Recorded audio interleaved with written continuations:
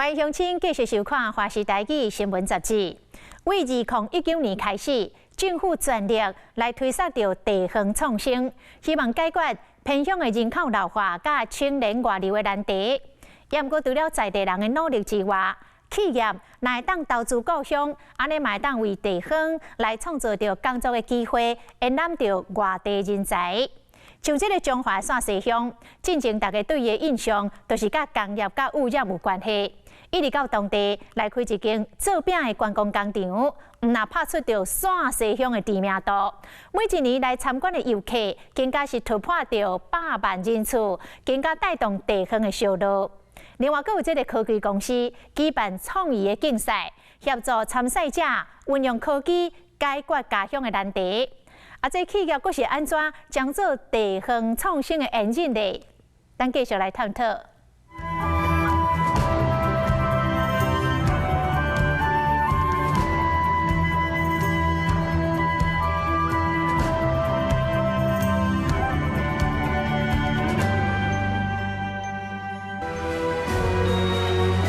遥远的地方有一个用饼干做成的饼干国度，那里的所有东西都是用饼干做的哦。这个是我们叫模具，有没有？我们做饼干的模具，我们变成面皮之后，我们要压成我们喜欢的形状。看起来那红仔册内底魔法城堡，其实是一间饼学院的观光工厂，伫中华县线西乡，这全乡干那17000外人。不过每年来参观工厂的人就有超过100万。自己捏。好，你要分6个小球哦。这间饼学院伫1998年成立，是当地的老工厂。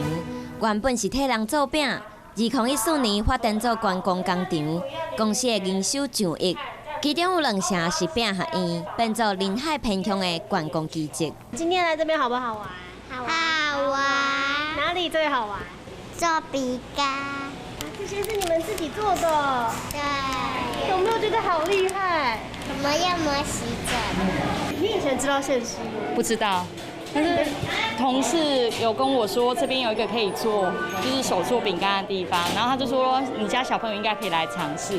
那来玩觉得还不错。所以以后讲到县西的话，你会想到什么？想到这边吧。与其说它是为了要做转型，不如说我们是又开拓了一条新的路，希望能够在地做一个自有品牌，那能够把人潮吸引到在地来。那选择在这里，当然第一个是因为这里是我们的家乡，那再来就是我们希望大家看到真实的工厂，对，所以我们看的产线都是真实的产线。饼学院平常时游客300-400人。假日会增加10倍，需要真侪人。那企业的第2代回来做伙拍饼，全公司大约150位员工，8成以上拢是在地居民。有人都做完了吗？做完了。好，给自己拍手。饼学院的人气老师是29岁吴应田，嘛是观光工厂的先锋。大学毕业就决定要回来家乡做功课。传播系完之后，我一直想说，到底要找怎么样的工作在彰化县，所以一开始我其实是投补习班文教，然后跟超商，就来到这边发现，其实它是整个把观光跟教育整个扩大化，所以变成是我们也可以变成是老师，然后用我们特定的方式教学生，对，然后觉得很近之外又可以照顾家人，然后可以赚钱，就觉得多方面都很兼得。大家认为好像在观光地区或是比较热闹的都市才会有的工作机会，现在在这个乡下也有了这样，因为饼干学院毕竟是一个比较年轻的品牌，那它也需要设计师，它也需要行销人员，它也需要做品牌的企划，对，那就是创造一些比较不一样的工作机会这样。饼干工厂结合在地农业，推出采摘体验活动。不过从前他们必须移动到深港的洋葱田，直到2020年，他们拿出自己的地来栽种洋葱。未来的活动都在这里举办。为着地方的农业，饼学院举办季节性的活动，上名的挽葱啊，让民众家己来挽葱头，各做葱头饼。推广在地优良农作物。跟企业合作有一个最大的好处，就是说我们希望能够透过办活动的方式，打出一个知名度，销售能够增加。其实很多的青农回来种植，不管任何农产品一样，大家都希望说有个销售的管道。这几年有在讲食农教育，从田间到餐桌，借由这一次采摘的活动，可以让其实很多一些家长还有消费者更了解这些洋葱。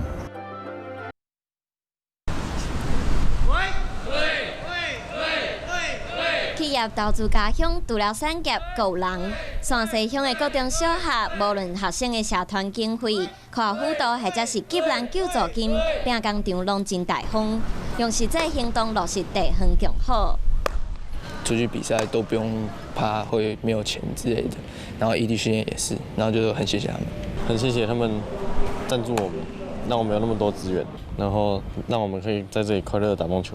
学校我们想要发展多元的学习环境以及多元的课程，偏乡学校这个地方学习的资源真的是比较匮乏，所以他愿意给予学校相对应的一个经费来支持我们。也因着这样的一个经费进场，其实孩子们他非常喜欢来上学，对我们偏乡学校而言非常难得。并工厂做出家己的王国，佮做出贡献，传承地方教育和农业，互更较侪人看到山西的美好。伫宜兰农村企业和地方创新，发展出另外一种模式。宜兰的好山好水吸引袂少农民。32岁陈兴燕是其中的成员。6年前，伊甲软体工程师的工课辞掉，对台北刷去宜兰开始做农。最近佮找朋友组粉红特工队，要来替农民解决问题。粉红特工队就是因为那个螺卵在那个水沟墙壁上很多，就看起来是粉红色。对对对。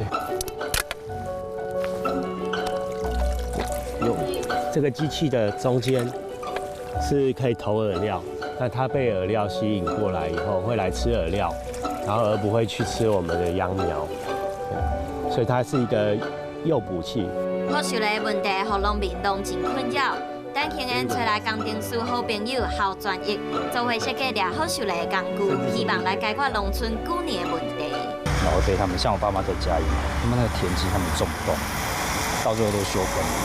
对，你要让年轻人可以进来这个领域，我们就必须要用一些比较科技自动化的方式。30-40年来，福寿螺大部分的老一辈都是用农药去处理它。那信源这边是有一些想法，所以我想说，那我就 support 他，看我们用另外一种方式，不要用农药，那让我们的田可以恢复到以往的那种生机。自动化了好受的机器，让农民唔免开时间和体力，搁袂伤害环境。特别是这项计划研发经费，拢是对半导体公司的创意竞赛来的。我们觉得每一个人都可以为家乡做一件事情，所以当初我们是以志在家乡这样子的一个精神主轴作为这个活动的名称。我们希望我们自己能够跟所有的团队站在一起，并肩一起把这件事情回家乡实现。所以我们其实是从一个赋能者的角色。陪伴团队一起，企业投入资金，而且提供技术辅导、经营建议，让少年人的创意会使实施，用科技改变家乡。从田里搜集来的福寿螺会先送到这里进行发酵，再交由加工厂破碎、干燥变成粉末，最后的成品就会像这样，可以当做动物饲料。胖胖，过来。各自都在各自的地方奋斗，然后都有那个需求。那我们就是想办法看看可不可以把这个本来是没有钱，然后是被视为废物的东西，我们可以让它在这个整个循环经济里面是有一个角色。因为基本上现在非常多的饲料，它的原物料都从国外进口。如果我们能发展出一支饲料，或者是这个它的原物料完全清清楚楚，我们知道是从哪里来，那个其实对于养殖业者来说，还有对于消费者来说，那是非常安全有保障的。了好受的计划已经有农民参加合作，未来要对生产到餐厅的经营，发展出地方优先农作产业，要来改变农村思维。福寿螺的部分，虽然我们做这个机器，可是它的生态调查上，其实在台湾学术上是没有比较少人去发表这样的论文，对，所以而且很多时候你需要在地的去研究它，对。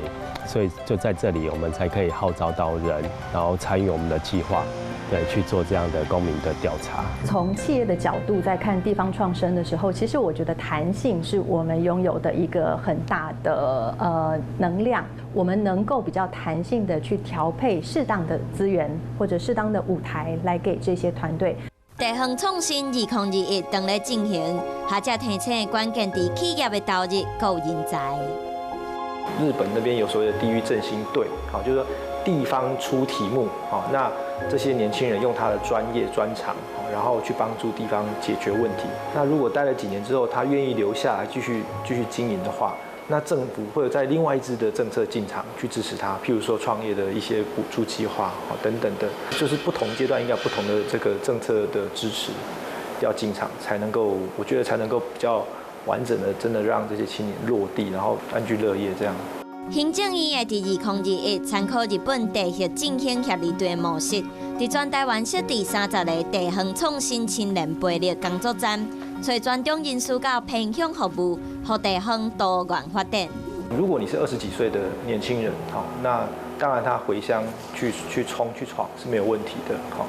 但是他如果到30岁以后，他有个成家的这样的一个需求的情况出现的话，那他可能就会需要更多像这个教育的问题、育儿教育的问题啊，或者是医疗等等的这些环境的系统性的搭配。也就是说，如果真的我们要说要去解决一个人口外流或者青年返乡的问题，可能要从更全面性的这样的一个对策去思考它。根据国发会统计，目前地方政府提拨的创新计划有117件，其中46件已经通过。未来是以企业做引引，以人才做活水，互相合作，为地方创新提供能量和动力，让在地经济走出属于地方的特色。